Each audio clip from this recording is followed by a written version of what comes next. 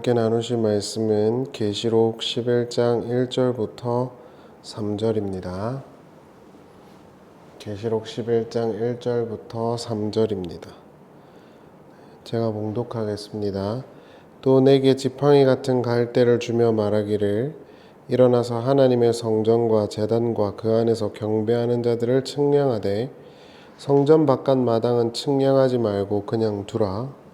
이것은 이방인에게 주었은즉 그들이 거룩한 성을 42달 동안 짓밟으리라. 내가 나의 두 증인에게 권세를 주리니 그들은 굵은 베옷을 입고 1260일을 예언하리라. 아멘. 우리가 지난 시간 요한과 교회의 소명에 대해서 함께 나누었죠.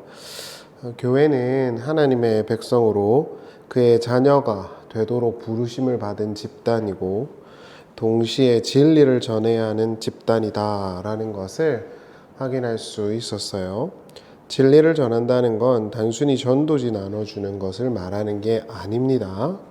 그런 식으로 전도하지 않았어요, 사도들은요. 그러니까 버스 타고 가다가 지하철 타고 가다가 예수 믿으세요 라고 외치는 건 자기 만족은 될 수 있죠. 내가 그렇게 전도를 했다는 거에 대해서. 그러나 사도 바울을 비롯한 대부분의 사도들은 그런 식의 전도를 하지 않았습니다. 그 전도라는 것은 하나님을 선택하고 예배하는 것이 인간의 창조의 목적이고 때로는 그 일을 위해서 고난과 어려움이 있더라도 그것을 참아내야 한다는 것과 그럼에도 불구하고 그분의 영원한 나라가 있을 것이라는 것을 가르치는 것이 진리를 전하는 것이죠. 단순히 그냥 예수 믿으면 천국 간다라는 걸 비웃으면서 있는 대중들에게 뭔가 알리는 것, 그것은 사실 전도의 어떤 모습이 전혀 아닙니다. 그러니까 명동에서 보면은 되게 크게 예수천당 불신지옥 틀어놓고 다닌다 해서 예수 믿는 거 또는 전도하는 거라고 보기는 어렵다라는 것입니다. 어찌됐든 그래서 하나님 나라와 하나님을 예배하는 것, 그것만이 참된 진리이며 복이라는 것을 말해주는 게 전도이고요. 그 일을 말로든 삶으로든 전할 것을 요청받은 것이 교회이며 요한인 것입니다. 그것이 계시록 10장이었죠. 그리고 계시록 11장 1절부터 14절도 그와 같은 맥락에서 우리가 이해할 수 있는 플롯이다, 이렇게 보시면 되겠습니다. 그 이유는요, 10장 마지막은 우리가 지난번에 봤지만 예언하여야 할 것이다 라는 명령으로 끝이 나는데 11장 3절부터 쭉 보면은 두 증인에 대한 이야기가 나옵니다. 그러니까 10장부터 11장 이 14절까지의 이 관통하는 핵심적인 내용은 교회는 증언해야 된다, 예언해야 된다, 이게 있다라고 볼 수 있는 것입니다. 각설하고 계시록 11장 1절은 이와 같이 시작하죠. 또 내게 지팡이 같은 갈대를 주며 말하기를 일어나서 하나님의 성전과 제단과 그 안에서 경배하는 자들을 측량하되 성전 바깥 마당은 측량하지 말고 그냥 두라. 이것은 이방인에게 주었은즉 그들이 거룩한 성을 42달 동안 짓밟으리라. 이렇게 나옵니다. 자, 계시록 11장 처음 보니까 성전 안과 밖이 구별되죠. 성전을 측량해서 안과 밖을 구별했다는 심상은요, 에스겔과 스가랴서에서 공이 등장하는 거예요. 특별히 에스겔서 40장부터 42장, 더 넓게는 48장까지, 그리고 스가랴 2장에서 보면 하나님이 새로운 성전을 건축할 것이다 라고 예언을 합니다. 그리고 그러한 심상이 그대로 들어와 있고 그러한 일을 위해서 하나님께서 이제 측량 작업을 하게 하시죠. 그 플롯이 여기에 그대로 들어와 있다, 이렇게 보시는 게 맞겠습니다.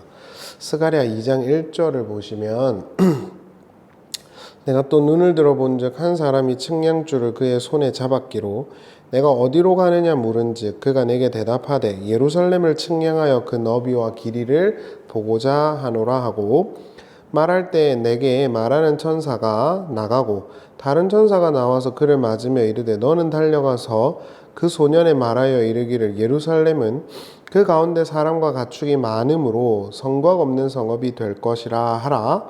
여호와의 말씀에 내가 불로 둘러싼 성곽이 되며 그 가운데에서 영광이 되리라. 이렇게 이야기를 하고 있죠. 에스겔과 스가랴에서 보여주는 이 성전 측량 환상은요, 성전의 완성과 회복, 그 내용을 전달하려는 것입니다. 다시 말해서 하나님이 새롭게 세우실 성전은 옛날에 그러한 어떤 폼의 성전이 아니라 하나님의 임재와 영광을 공유하는 새로운 곳일 것임을 시사하고 있다라고 보시면 될 것 같습니다. 포로기와 포로기 이후의 시대에 힘들어하던 이들을 향해서 하나님께서 새로운 공동체, 새로운 집단을 갱신한 그 언약의 백성들을 만들어낼 것이다라고 누차 선지자들에게 약속하셨고요. 그러한 심상을 성전을 측량한다, 재단한다 이런 표현으로 지금 사용하고 있다라고 볼 수 있죠. 그러한 심상과 이해를 사도 요한이 그대로 가져와서 요한계시록 11장에서 보고 있는 것입니다. 따라서 이것은 성도들에게 이러한 메시지를 주는 것이죠. 포로기가 지나면서 그 바벨론에 의해서 예루살렘 성전이 완전 멸망하면서 이스라엘이 거의 멸망하게 된 것이거든요.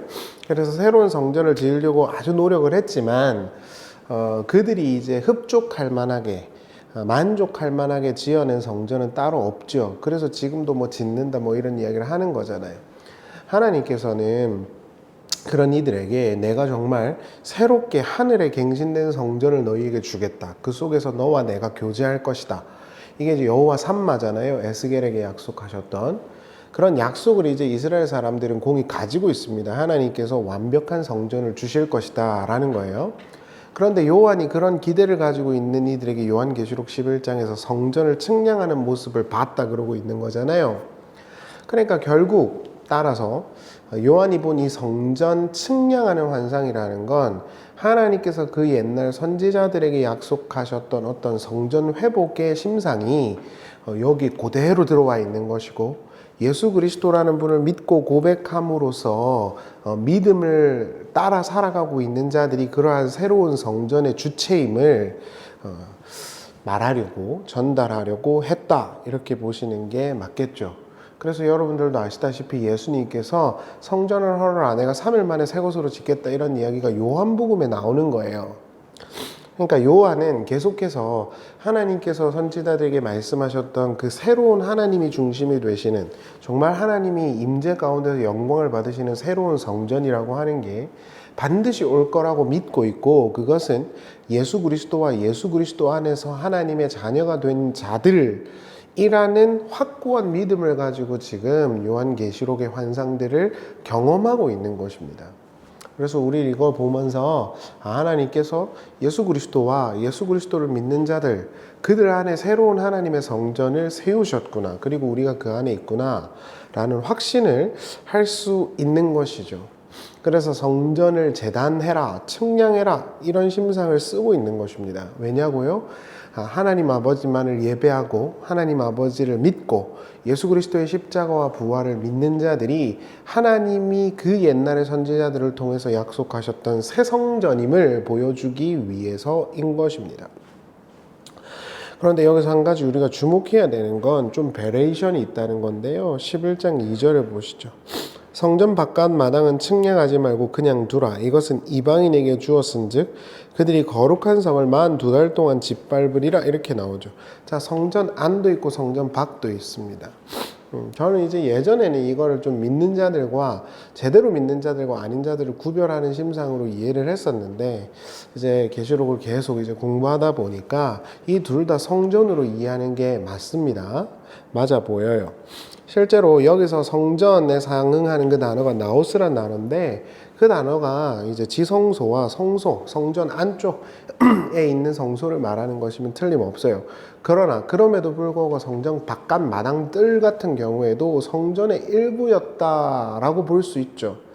그러니까 이것은 단순히 진짜 믿는 자와 바깥 마당뜰만 밟고 있는 자를 나누겠다는 취지의 해석으로는 이해하기가 좀 불충분한 것 같습니다. 그러면 이 심상은 도대체 뭔가? 성전 안에서 하나님을 예배하는 자들도 있고 성전 밖은 그냥 냅둬라. 이것은 어떤 의도일까? 자, 이렇게 보시는 게 맞을 것 같습니다. 하나님을 예배하고 하나님과 교제하는 자들은 하나님의 성소 안에서 하나님의 보좌와 하나님의 임재하심을 경험하게 될 것입니다. 그러나 동시에 이방인들이 성전을 짓밟는 경험, 다시 말하면 하나님 아버지를 예배하는 자들이 또한 고난도 함께 겪을 것임을 중의적으로 심상이 전달하고 있다라고 보시는 게 가장 합리적일 것 같아요. 정리를 하면 하나님을 예배하고 하나님과 교제하는 사람들은 하나님의 성전 안에서 하나님의 임재 속에서 보호될 것이지만 근본적으로 그럼에도 불구하고 그들은 이방인들에 의해서 도전을 받을 것이다 라는 게 지금 이렇게 두 개가 중의적인 심상 속에 이렇게 깔려 있다는 것입니다. 사실 우리도 그렇죠.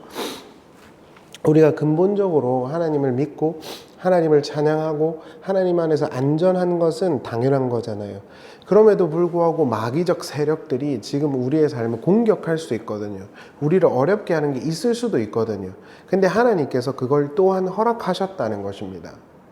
이방인들이 42달 동안 그걸 짓밟게 해둬라. 신적 수동 형태거든요. 에도데라고. 그러니까 이거는 우리에게 중의적인 표현을 가지고 있다고 보는 것이 가장 합리적일 것 같습니다. 이후에 볼 두 증인의 심상도 마찬가지죠. 두 증인은요, 하나님의 말씀을 예언하는 엘리야, 모세와 같은 인물임에 틀림없어요. 그래서 하나님의 능력으로 세상에 기적도 행하고 하나님의 능력을 전파합니다. 그럼에도 불구하고 죽임을 당하죠. 이게 중의적인 거잖아요. 하나님 안에서 하나님의 능력으로 안전하고 하나님의 복음을 전달하기도 하지만 세상의 도전을 받는 그림이 그대로 와 있는 것이거든요. 그래서 성전 안에 있다 또는 성전 밖은 그냥 냅둬라, 이렇게 둘 다 성전인데 안은 보존되고 밖은 버려진 것처럼 보이도록 한 이유가 무엇인지 우리가 생각해 볼 수 있다는 것입니다. 하나님 안에서 너희는 안전해. 그럼에도 불구하고 이방인들이 너희를 짓밟는 것 같은 삶을 살아가야 할 거야. 그게 중의적으로 신자의 삶에 있는 게 마땅해 라는 이야기를 지금 이 심상이 하고 있다라고 볼 수 있겠죠. 실제로 예수님께서도 주님의 나라가 이 땅에 완전히 나타나오기 전에 예루살렘의 이방인들에게 밟히는 일이 있을 거라고 예언하셨어요. 24장 누가복음 21장 24절을 보시죠. 그들이 칼날에 죽임을 당하며 모든 이방에 사로잡혀 가겠고 예루살렘은 이방인의 때가 차기까지 이방인들에게 밟히리라. 정확하게 똑같은 심상이 와 있죠. 그러니까 하나님의 약속은 진행이 되지만 그럼에도 불구하고 그 약속의 진행이 승승장구하고 늘 소원 성취되고 행복하고 이런 모습이 아니라 고난과 도전과 역경과 시험을 통해서 그것들이 진행되는 것 같을 것임을 지금 시사하는 거잖아요. 이러한 플롯이 그대로 와 있는 것입니다. 그러니까 요한계시록 독자들은 어떻게 이해를 했을까요? 아, 내가 분명히 하나님의 백성인데 내 삶은 왜 이렇게 힘들까? 하나님이 나를 버리셨을까? 또는 내가 뭔가 잘못됐을까? 라고 생각하지 않고 이 모든 과정도 하나님이 신적인 작정 속에서 허락하신 것이구나. 하나님의 그 나라와 완성을 위해서, 복음의 증거를 위해서 그렇게 하나님께서 허락하신 것이구나 라고 이해했을 것임이 틀림이 없지요. 우리가 정리해야 되는 또 다른 것은 42달입니다. 왜 42달일까요? 이방인들에게 42달을 하나님께서 이렇게 버려두도록 허락하셨다 이렇게 말을 하잖아요. 42달은 일수로 바꾸면 1260일입니다. 그런데 이 두 표현이 종종 등장을 해요. 요한계시록에서 42달, 1260일이 계속 번갈아서 나오죠. 근데 이 42달을 쓸 때와 1260일을 쓸 때의 의도가 좀 다릅니다. 그걸 우리가 좀 정리를 해야 합니다. 먼저 이 기간 42달 1260일의 출처는 다니엘서 7장 25절과 12장 7절입니다. 이곳에서 보시면 이 다니엘서에 따르면 한 때와 두 때와 반 때가 등장을 하고요. 그 동안에 하나님께서 그냥 이 세상의 어떤 권력자들 그리고 이 세상의 제국들이 설치도록 냅두는 기간이 있을 거라 그럽니다. 그게 한 때와 두 때와 반 때입니다. 이거를 우리나라 이제 우리의 지금 어떤 달수로 바꾸면 42달이 되고 1260일이 돼요. 그래서 요한계시록은 42달 1260일이라는 표현을 다니엘서의 그 내용을 끄집어 와서 설명을 하는 겁니다. 그러면 그냥 일관되게 42달이면 42달이고 1260일이면 1260일이지 이걸 왜 따로 썼느냐? 이게 우리가 이제 생각해 봐야 되는 기간인 것이죠. 덧붙여서요. 이스라엘 백성들이 광야에서 이동을 한 횟수도 42번이에요. 그러니까 이런 것들이 이제 다 여러 가지 중첩적인 의미들로 들어와 있다 이렇게 볼 수가 있겠죠. 요한은 42달이라는 표현을 특별히 어떤 때 쓰냐 하면 세상 임금이 이 땅에 세워져서 성도들의 삶을 괴롭게 하는 시간으로 규정하고 씁니다. 그러니까 다시 정리를 해드리면요. 다니엘이 한때와 두때와 반때 동안에 이 세상의 임금들이 하나님도 무시하고 지들 마음대로 살면서 폭력과 폭압을 행사할 것이다. 그게 한때와 두때와 반때다 그럽니다. 그러니까 어떻게 보면 정말 종말론적 재앙의 시간이 한때와 두때와 반때다라고 다니엘이 예언을 해놔요. 근데 이 한때와 두때와 반때를 달수로 바꾸면 42달이 되고 42달을 일수로 바꾸면 1260일이잖아요. 그러니까 이 표현들을 그대로 써놨는데 왜 꼭 굳이 42달일까? 요한계시록 13장 5절을 보세요. 또 짐승이 과장되고 신동 모독을 말하는 입을 받고 또 42달 동안 일할 권세를 받으니라. 그러니까 요한은요 42달이라는 표현을 어떻게 쓰냐면 세상 임금들이 교회를 그리고 그 세상을 폭력적으로 지배하고 괴롭히고 힘들게 하는 시간, 하나님께서 잠깐 동안 마귀 새끼들에게 그들에게 마음대로 할 수 있는 어떤 허락을 해주신 시간, 그걸 42달로 씁니다. 그럼 1260일은 언제 쓸까요? 요한계시록 12장 6절을 보시죠. 그 여자가 광야로 도망하며 거기서 1260일 동안 그를 양육하기 위하여 하나님께서 예비한 곳이 있더라 이렇게 나오죠. 1260일은 하나님이 그 세상의 어떤 괴로움과 위협으로부터 그 백성들을 보호하시고 양육하시는 시간으로 1260일을 표현합니다. 근데 이 두 개는 같거든요. 그러니까 이걸 정리하면 어떤 결론에 이르게 되냐면 이 세상은요 하나님께서 버려둔 것 같이 마치 지들이 하나님인 것처럼 살 것입니다. 그래서 하나님을 향해서 모독도 행하고 하나님을 모욕하기도 하고 그럴 겁니다. 그렇죠? 그러나 하나님은 그러한 시간에 성도들을 유기하지 않고 보호하시고 양육하시겠죠. 그래서 그거를 1260일이라는 표현으로 쓰는 겁니다. 고난 가운데서도 하나님이 보호하시겠다라는 의도로 이러한 시간들과 표현들을 쓰고 있다라는 거예요. 자, 이걸 정리해서 오늘 본문으로 가보면 어떤 내용이 있었냐면 이방인들이 짓밟는데 그걸 42달 동안 짓밟는다 그러죠. 그러니까 이게 어떤 의도인 줄 우리는 알 수 있는 것입니다. 하나님께서 이스라엘 백성들 그리고 새롭게 갱신된 예수 공동체를 그 마귀적 세력들이 활개치는 그 시간 속에서도 지켜주실 것입니다. 양육하실 것이고요. 그들을 위협할 수 없습니다. 그러나 때로는 세상이 우리를 공격하는 모습으로 그러한 것이 나타날 수도 있어요. 그건 우리가 잘못됐기 때문이 아니라 우리가 신앙생활을 똑바로 안 했기 때문이 아니라 하나님께서 그것을 통해서 이스라엘 백성들을 양육하셨던 것처럼 교회를 훈육하게 하시기 위해서 허락하셨다라는 메시지를 전달하려고 하고 있다 이렇게 보시는 게 맞겠죠. 그냥 어렵게 갈 필요도 없어요. 우리의 삶을 한번 잘 보세요. 우리가 예수 믿고 하나님의 은혜로 살아가죠. 그러나 늘 행복합니까? 아니죠. 때로는 고난도 있고 아픈 것도 있고 원하지 않는 일도 있고 괴로운 일들도 있지 않습니까? 그럼에도 불구하고 하나님이 우리를 그 속에서 보존케 하시고 보호하신다는 거 우리가 느끼죠. 그렇게 중의적이고 양가적인 삶을 우리가 살고 있잖아요.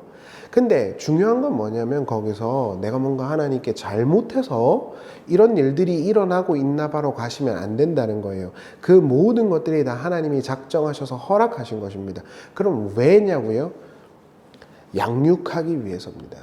지 멋대로인 애굽 사람과 다름없었던 이스라엘 백성들이 하나님의 백성다움을 덧입게 하기 위해서 광야를 42번 이동시켰던 것처럼 하나님께서 세상 사람과 다를 바 없는 우리로 하여금 하나님의 백성이 되게 하시기 위해서 그런 훈련의 시간을 또한 허락하시는 거예요. 우리는 훈련이고 세상은 멸망이죠. 그러한 언어들이 여기 들어와 있다 이렇게 보시면 되는 것입니다. 실제로 이렇게 중의적이고 양가적인 어떤 삶을 그 이후에 나오는 두 증인의 심상에서도 확인할 수 있죠. 요한계시록 11장 3절을 보겠습니다. 내가 나의 두 증인에게 권세를 주리니 그들이 굵은 베옷을 입고 1260일을 예언하리라. 자, 여기서는 1260일이죠. 그러니까 우리가 이걸 잘 봐야 돼요. 이방인들이 공격하는 시간은 42달. 신자들이 하나님의 말씀을 가지고 그 말씀을 전하는 시간은 1260일. 42달은 세상이 공격하는 시간, 1260일은 하나님이 사역을 하시고 그 백성들이 거기에 동참하는 시간, 부정적인 시간, 긍정적인 시간, 이렇게 요한이 딱딱딱딱 구분을 해놨다는 겁니다. 그러니까 세상은 우리를 공격하지만 역설적으로 교회는 그 가운데서 진리를 증언하고 양육이 되는 역설적인 삶을 살게 될 것이라는 걸 요한이 이렇게 표현해 놓고 있다라는 거예요. 그들은 이 땅에 주 앞에 서 있는 두 감람나무와 두 촛대니 만일 누구든지 그들을 해하고자 하면 그들의 입에서 불이 나와서 그들의 원수를 삼켜버릴 것이요 누구든지 그들을 해하고자 하면 반드시 그와 같이 죽임을 당하리라. 이렇게 나오죠. 여기서 두 증인이 나옵니다. 옛날에 그 천머시기 교인가요? 거기 이제 박모시기 그 이단의 아버지라고 불리는 사람이 있어요. 박머시기 씨라고. 한국교회 이단의 아버지라고 불리죠. 그리고 그 밑에서 뭐 이머시기, 뭐 유머시기 이런 애들 다 따라 나오는 거거든요. 다 새끼친 겁니다. 걔네들이. 근데 이제 박머시기가 자기가 두 증인 중에 하나라고 말을 했다고 하더라고요. 그러니까 그런 것들이 정말 바보스럽다는 거예요. 그러니까 그런 이야기를 무식하게 할 수 있다니까요. 신학 공부 안 하면 그렇게 할 수 있어요. 부흥사들도 뭐 영적이네 뭐 어쩌네 하면서 지들 마음대로 설교하잖아요. 뭐 부흥사만 그렇습니까? 유명한 사람들은 다 그렇게 하더만요. 연구도 안 하고 원고도 안 쓰고 지들 하고 싶은 대로 감정에 취해서 설교하잖아요. 이 두 증인도 마찬가지입니다. 그럼 둘이라 그랬으니까 한 명이 있고 두 명이 있고 그런 겁니까? 요한계시록의 숫자는 그렇게 해석이 안 됩니다. 둘이라는 것은 민수기에 보면은 신명기에 보면은 그 증언의 신빙성을 위해서 항상 증인을 둘로 붙여서 보내라 그럽니다. 율법의 규칙입니다. 그래서 두 증인인 거예요. 이들이 말하는 게 진리야 라는 것을 입증하기 위해서 두 증인을 보내요. 이러한 관행을 따라서 예수께서도 70명의 제자를 파송할 때 2명씩 짝지어서 보내죠. 사도 바울도 처음 선교할 때는 바나바랑 짝지어서 가고 두 번째 갈 때는 실루아노랑 짝지어서 가죠. 그러한 관행들이 여기 다 들어와 있는 거예요. 그러니까 두 증인 이러면 진짜 물리적인 둘이 아니라 하나님 아버지의 부르심, 하나님의 진리를 가지고 있는 교회 공동체를 두 증인이라고 말을 해주는 거예요. 왜냐고요? 그들의 그 증언이 참되다라는 걸 입증하기 위함인 거예요. 왜냐하면 예를 들어서 억울한 일을 당할 수 있잖아요, 여러분. 저도 예전에 이제 몇 달 전에 증인으로 가본 적이 있는데 어떤 사건이 있잖아요. 그러면은 그 사건에 대해서 증언을 하는 게 되게 중요하잖아요, 그렇죠? 근데 한 사람이 헛소리 할 수도 있잖아요. 그래서 율법에서는 두 증인을 세웁니다. 그리고 이 둘이 말하는 게 합치해야 그게 내용이 진리라고 생각을 했단 말이죠. 그렇게 하나님께서 하게 하셨습니다. 그 표현을 그대로 갖다 쓴 거지. 여기서 한 명은 박머시기요, 다른 한 명은 또 그 후계자 새끼요. 이런 이야기가 전혀 아닙니다. 그렇게 무식하게 성경을 가르치는 사람들이 많은데 주의하십시오. 성경은 지들 마음대로 가르치라고 주신 책이 아닙니다. 박영수 목사님 말씀처럼 이거 그냥 맨날 500번, 1000번 외운다 해서 되는 게 아니라고요. 제대로 공부를 해야 되고 연구를 해야 됩니다.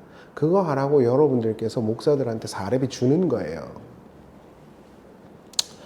어찌됐든 여기서 두 증인인데 증인은 아시다시피 마르투스입니다. 마르투스는 법적인 증언의 책임이 있는 자들을 말해요. 그리고 그러한 증언을 따라서 순교를 할 수 있는 사람들까지 마르투스라고 그러죠. 그래서 마르투스를 순교자라고 번역을 하기도 하는 것입니다. 왜 이런 심상을 주셨을까? 결국에는 하나님 아버지께서 교회를 왜 부르셨는지에 대한 심상을 던지고 있는 거예요. 너네는 가서 하나님의 진리와 하나님의 그 살아계심을 입증해야 하는 자들이다 라고 말씀하시는 것이죠. 그런데 꼭 굳이 두 증인이라고 언급을 한 이유가 있습니다. 자, 무조건 요한계시록은 구약 성경과 결부하여 이해하시면 돼요. 두 증인에 관한 이야기가 어디서 나오죠? 스가랴 4장에 나옵니다. 보시죠. 내게 말하던 천사가 다시 와서 나를 깨우니 마치 자는 사람이 잠에서 깨어난 것 같더라. 그가 내게 묻되 내가 무엇을 보느냐. 내가 대답하되 내가 보니 순금 등잔대가 있는데 그 위에 기름 그릇이 있고 또 기름 그릇 위에 7 등잔이 있으며 그 기름 그릇 위에 있는 등잔을 위해서 7 관이 있고 그 등잔대 곁에 2 감람나무가 있는데 하나는 그 기름 그릇 오른쪽에 있고 하나는 그 왼쪽에 있나이다 하고 내게 말하는 천사에게 물어 이르되 내 주여 이것들이 무엇이니까 하니 이렇게 나오죠. 스가랴가 환상 중에 이제 2 감람나무를 봅니다. 오늘 본문에서도 나왔죠. 2 감람나무 2 촛대. 그 심상이 그대로 와 있습니다. 그럼 이 스가랴의 내용을 좀 이해해야겠죠. 아시다시피 이스라엘 백성들은 3번의 포로기를 겪습니다. 그래서 첫 번째 끌려간 게 다니엘인 거잖아요. 그래가지고 끌려갑니다. 그리고 3번 돌아옵니다. 첫 번째 돌아온 사람들이 딱 보니까 뭐가 없냐면 성전이 바벨론에 의해서 무너져 있어요. 그래서 성전을 재건해야 되겠다라는 마음을 먹습니다. 그리고 성전을 재건하려고 그러는데 저 북쪽에 있는 애들이나 이런 애들이 굉장히 괴롭혔습니다. 그래가지고 이게 안 될 것 같아요. 그래가지고 막 힘들어하고 있는데 스가랴 학계 이런 사람들이 예언을 해줘요. 그러면서 뭐라 그러냐면 하나님께서 2 감람나무를 세워놓고 걷다가 능력을 부어서 반드시 성전을 재건하게 할 것이다 라고 예언을 해줍니다. 그게 4장이에요.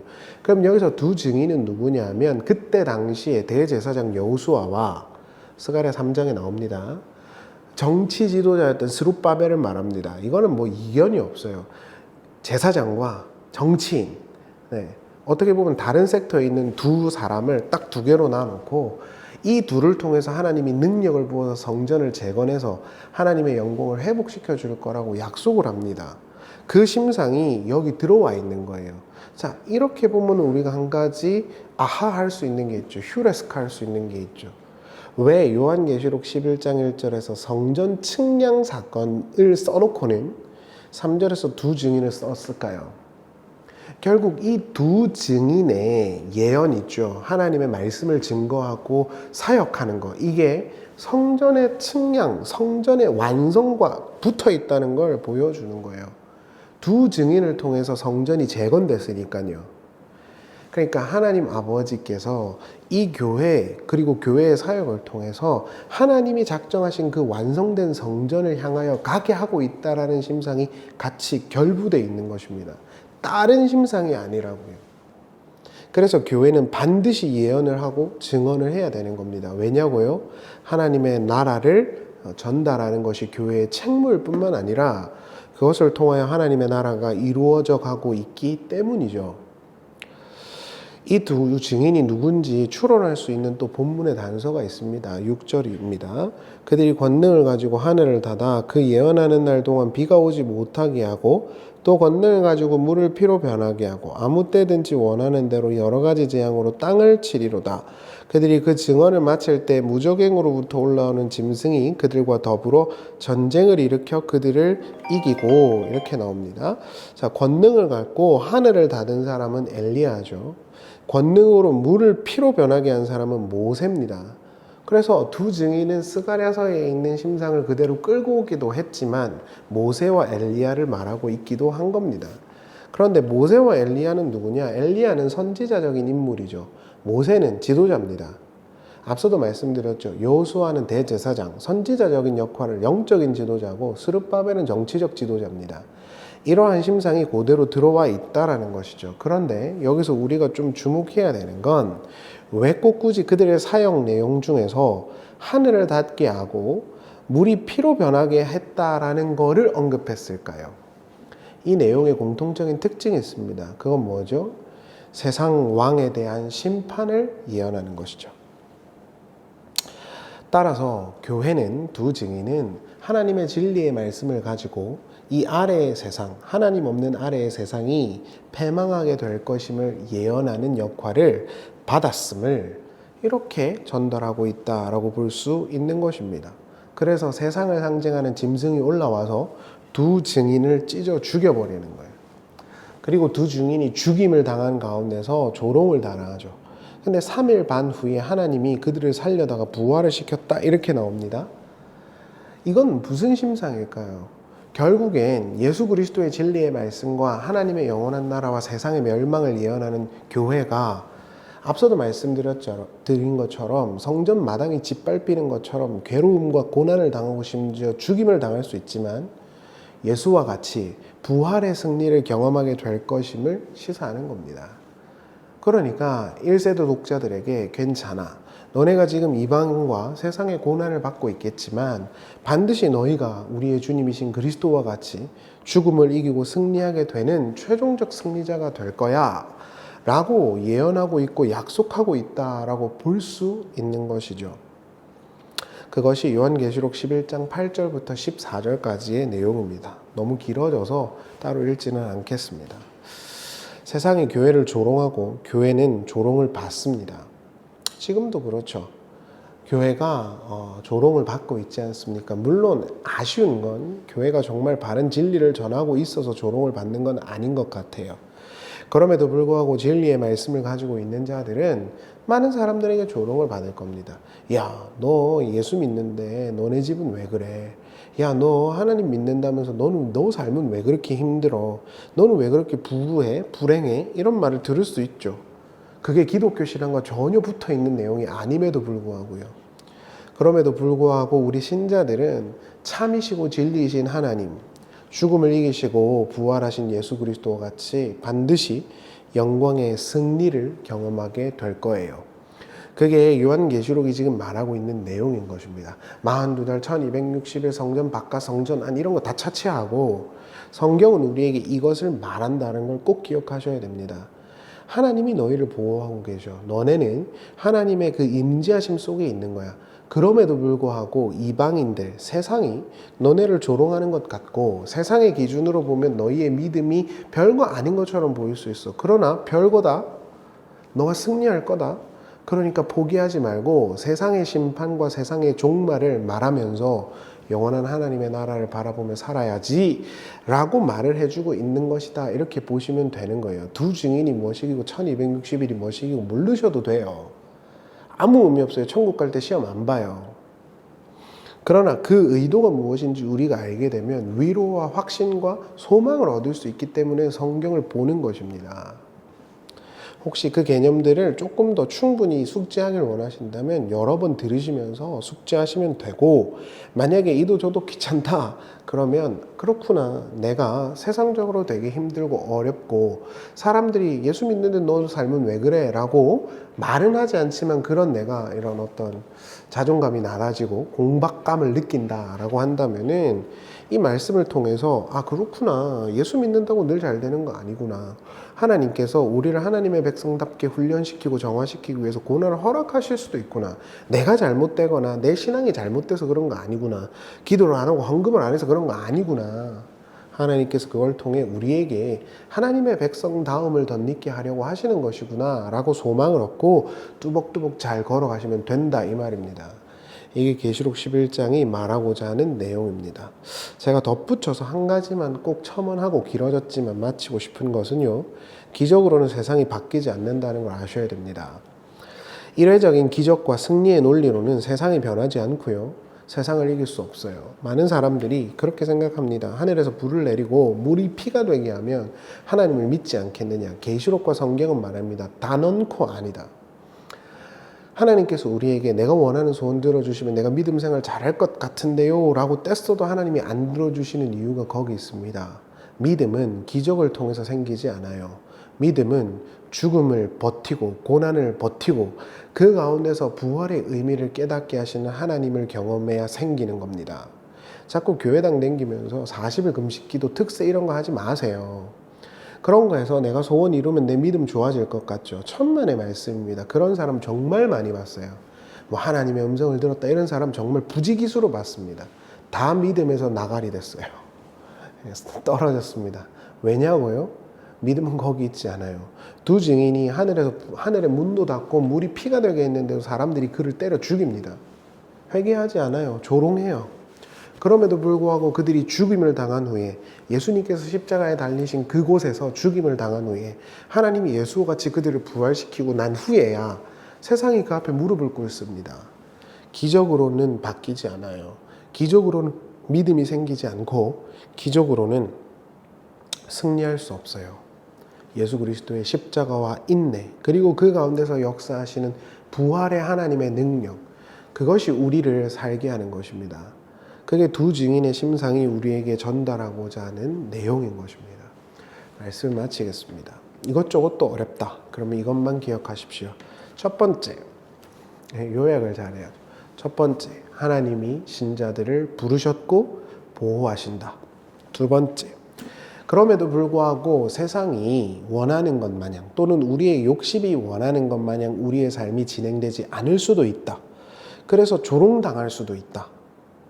시편의 말처럼 네 하나님이 어딨냐, 네 하나님이 어딨냐라는 조롱을 들을 수도 있다. 그러나 그건 우리의 잘못이 아니라 하나님께서 우리를 훈육하게 하기 위해서, 정결하게 하기 위해서 그렇게 하시는 것이다. 세 번째, 그러니까 좌지우지하지 말고 하나님 아버지를 보면서 뚜벅뚜벅 잘 걸어가면 된다. 죽는 것 같은 그 길 위에서 사는 길이 있다. 이게 성경이 말하는 내용인 것입니다. 저희 고양이가 아파갖고 병원에서 갔다 이제 집에 있거든요. 근데 얘가 굉장히 좋아하는 사료들이 있어요. 그럼 밤새 밥그릇을 긁습니다. 근데 의사쌤이 얘는 살을 빼야 된다 그랬거든요. 근데 제가 마음이 아프다고 먹을 거 지 원하는 거 다 때려주면 그게 사랑입니까? 그냥 죽는 거예요. 그냥 죽는 거예요. 그러니까 얘가 밥그릇을 긁고 나 더 줘 해도 그 귀여운 그 실루엣으로 저를 봐도 그냥 무시해야 돼요. 그냥 안아주고 말아야 돼요. 계속 만약에 그 간식 지가 원하는 거 먹이면은 걔는 배 터져서 죽어요. 마찬가지입니다. 하나님께서 우리에게 원하시는 걸 그냥 시시각각 다 때려서 주면 좋을 것 같죠. 그럼 죽습니다. 그걸 아셔야 합니다. 하나님께서 우리를 행복하게 하기 위해서 이 땅에 부르신 게 아니라 자기의 백성답게 하기 위해서 우리를 부르셨다는 걸 기억하셔야 돼요. 기적으로는 바뀌지 않아요. 십자가와 인내와 고난, 그리고 그 가운데서의 하나님의 구원하심, 그것만이 승리케 합니다. 그걸 잘 이해하셔서 지금 주어진 길에 혹시 힘든 일이 있다면 아이고 내 탓이요, 내 팔자요 그러지 마시고 하나님께서 나를 훈련시키시는구나 라고 생각하시면서 그 길을 뚜벅뚜벅 잘 걸어가시길 바랍니다. 우리 모두가 기도하겠습니다.